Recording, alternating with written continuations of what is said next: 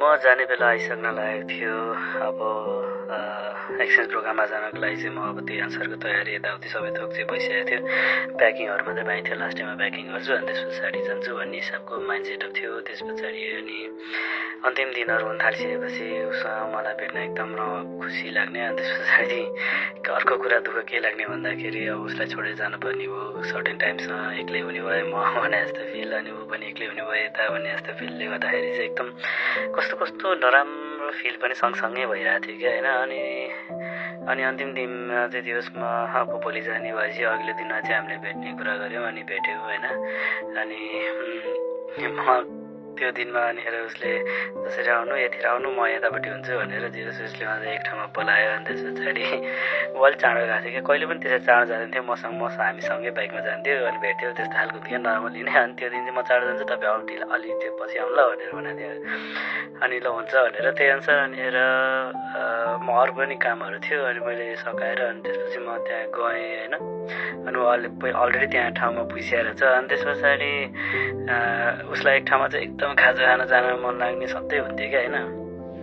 अनि त्यहीँ जाने भन्ने कुरा भयो। अनि ल हुन्छ भने त्यहीँ गयौँ होइन। अनि त्यो ठाउँको टेस्ट चाहिँ एकदम राम्रो थियो। I am not explaining the place होइन, बट स्टिल त्यो ठाउँमा चाहिँ त्यो मोमोहरू खाँदाखेरि चाहिँ एकदम बवालै मिठो टेस्ट पाइन्छ क्या त्यहाँनिर।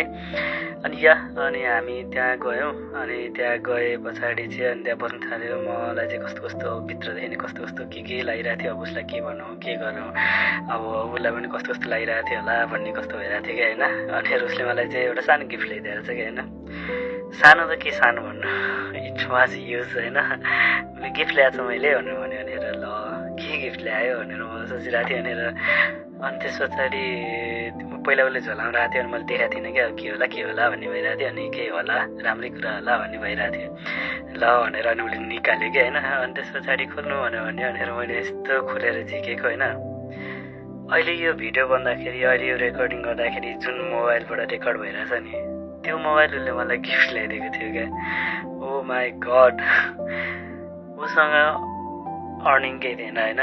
त्यस्तो साह्रो उसले त्यति आफैले काम गरेर धेरै अर्निङ त्यस्तो गर्न सकेको थिएन। उसले अब शान्तिले यताउति काटाकुटी काम गरेर केही न केही आफ्नो पार्ट टाइम कामहरूबाट अलिअलि कलेक्सन त गरेको थियो, बट नट लाइक अब म त जब होल्डर थियो नि त। अनि मसँग चाहिँ पुरानो मोबाइल थियो क्या। अनि त्यो पुरानो मोबाइल चाहिँ बाहिर जाँदाखेरि जहिले पनि गाह्रो हुन्छ, त्यो पुरानो मोबाइलबाट तपाईँलाई सस्टेन गर्न गाह्रो हुन्छ, त्यही भएर नयाँ मोबाइल लिएर जानुपर्छ भनेर चाहिँ उसले चाहिँ नयाँ मोबाइल लिएर दिएको थियो क्या। अनि त्यो द्याट टेक माई हार्ट। अनि त्यस पछाडि मलाई अब मलाई त्यहीँ रुनु मन थियो उसलाई अँगाल हालेर होइन। तर अब त्यहाँ सबैको अगाडि मलाई त्यो अलिकति लाज लाग्यो होइन। अब त्यहाँ हामी रेस्टुरेन्टमा थियौँ नि त, अब रेस्टुरेन्टमा त्यसरी हक गरेर सुन्नु त भएन, बट अब सो इन सेन्टिमेन्टल जोन।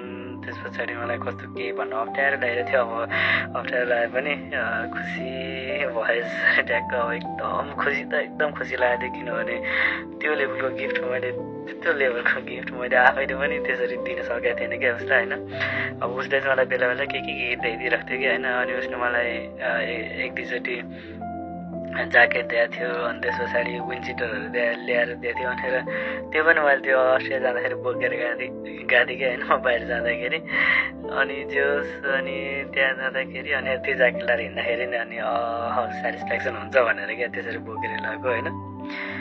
अनि त्यो दिन त्यो गिफ्ट पाएपछि मलाई कस्तो भयो क्या। अनि उसले चाहिँ होइन अब आफूसँग भएको पैसाबाट धेरै 33,000 को मोबाइल थियो क्या त्यो। इट वाज भेरी एक्सपेन्सिभ क्या होइन। 3 अर मेबी 34 होइन, त्यत्रो एक्सपेन्सिभ गिफ्ट चाहिँ मलाई दियो क्या उसले होइन। जस्ट कन्सिडरिङ द्याट मलाई चाहिँ बाहिर जाँदाखेरि चाहिँ पुरानो मोबाइल भयो भने गाह्रो हुन्छ भनेर। अनि त्यो मोबाइल चाहिँ अहिलेसम्म पनि मसँग छ। I am using this mobile phone अहिले पनि त्यही नै हो। यो रेकर्ड गरिरहेको पनि त्यही मोबाइल फोनबाटै रेकर्ड गरिरहेको छु। अनि every time I touch this phone I always remember her, I miss that day होइन। जुन दिन चाहिँ उसले मलाई आफूले सक्ने भन्दा पनि त्योभन्दा पनि माथिको चाहिँ एउटा गिफ्ट क्या, जस्ट आउट अफ लभ त्यो ल्याएर दियो होइन। त्यो दिएको भएर चाहिँ अनि यो मलाई यति भ्यालुएबल भयो म भन्नै सक्दिनँ कि कुन लेभलको त्यो भ्यालुएबल छ भनेर क्या होइन। एनिवे अनि त्यसपछि उसले फेरि तपाईँसँग एक्स्ट्रा पैसा सक्छ छैन भनेपछि क्या भनेर छ भने मैले मोबाइलको चार्जर ल्याएन अब मोबाइलको चार्जर चाहिँ आफै किन्नुपर्छ ल भने अनि हुन्छ भनेर फेरि अब अहिलेको मोबाइलहरूको चार्जर अब अलिकति एक्सपेन्सिभ नै छ होइन अनिखेरि त्यतिखेर चाहिँ मैले अराउन्ड 2000 को चार्जर ल्याएको थिएँ अनि जे होस् त्यो चार्जर किन्न लाने हामी सँगै गयौँ अनि त्यहाँ कुरा गऱ्यो उसले अनिखेर त्यहाँ कुरा पनि उसले जुन पसलबाट मोबाइल ल्यायो त्यहीँ पसलमै गयौँ त्यहाँबाट म चार्जर लियौँ अनि चार्जर लिए पछाडि चाहिँ अनि यस अनि त्यस पछाडि हामी जस कुरासुरा गऱ्यौँ अब त्यो दिन मजाले नै टाइम स्पेन्ड गऱ्यो अनिखेर अर्कै एउटा ठाउँमा लास्ट एकचोटि घुम्न जाउँ भनेर अनि त्यो जस हामी गएको थियौँ नजिकै अनि त्यहाँ घुम्न गयौँ अनि त्यहाँ बस्यौँ एकछिन अनि त्यहाँ चाहिँ कस्तो रहेछ भन्दा त्यो घाँसको यस्तो पुरै टेरेन जस्तो थियो क्या अनि ठ्याक्क त्यहाँ बस्दा चाहिँ कस्तो क्या रिफ्रेसिङ हावा कन्टिन्युसली आइरहने भनेर त्यस्तो थियो भनेर जे होस् मजाले कुरासुरा गऱ्यौँ एन्ड या त्यसपछि चाहिँ अनि फर्किँदै आएको थियो होइन अनि म अब बाइकमा उसलाई लिएर आइरहेको थिएँ अनिखेर बाइकबाट लिएर आउँदाखेरि चाहिँ अब त्यतिखेर अब धेरै टाढा गएको थिएनौँ हामी त्यस्तै अब 20 मिनट जति मात्रै बाइक राइड थियो अनि त्यो 20 मिनट चाहिँ मेरो लागि चाहिँ कस्तो छिटो गयो जस्तो भइरहेको थियो क्या अनिखेर अब त्यो जुन ठाउँमा मैले उसलाई ड्रप गर्थेँ त्यो ठाउँमा ड्रप गरे पछाडि चाहिँ अब फेरि अब 5 मिनटमा नट मिटर भन्ने भइरहेको थियो क्या किनभने अब उयो एयरपोर्ट आउनेवाला थिएन and I was going with my family अनि त्यसले गर्दाखेरि चाहिँ अनिखेर त्यहाँ अब हाम्रो इन्ट्रोडक्सन यता त केही नै भएको थिएन ऊ पनि त्यति कम्फर्टेबल फिल गर्दैन थियो उसले पनि होइन ठिक छ भनेर उसले क्लियरली नै भने भएर ऊ आउनेवाला थिएन सायद मलाई चाहिँ आयो हुन्थ्यो जस्तो लागिरहेको थियो but still that was not a case होइन एनिवे मैले उसलाई त्यस्तो भनेको नि होइन जस्ट अहिले सोच्दाखेरि चाहिँ आयो हुन्थ्यो आएको भए रमाइलो हुन्थ्यो भने जस्तो मात्रै हो एन्ड देन यस अनि त्यसपछि त्यो बाइकमा चाहिँ she hugged me from back होइन अनि मजाले हग गरेर गइरहेको थियो मलाई कस्तो मुटु ढुक भइरहेको थियो उसलाई पनि त्यस्तै नै भइरहेको थियो अनि त्यसपछि हामी म सधैँ नर्मल्ली स्पिडमा चलाउँदैन त्यो दिन चाहिँ मैले सायद बाइक चलाउँदाखेरि पनि 15 को स्पिडमा चलाइरहेको थिएँ होइन अनि बिस्तारै कि अब 20 मिनट लाग्ने बाटो छ भने त्यहाँ पुग्नलाई कति टाइम लाग्यो आई डोन्ट नो होइन एकदम स्लो गएको थियो धेरै टाइम त लागेन होला अफकोर्स 30 मिनट 30-35 मिनट लाग्यो होला धेरै ढिला भयो बट स्टिल होइन बिस्तारै गयो अनि त्यस पछाडि फाइनल्ली अब त्यहाँ जुन ठाउँमा बस पार्कमा मैले उसलाई ड्रप गरेको थिएँ त्यो दिन अनि बस पार्कमा ठ्याक्क ल भने अनि त्यस पछाडि फेरि अब अनि त्यस पछाडि मलाई उसलाई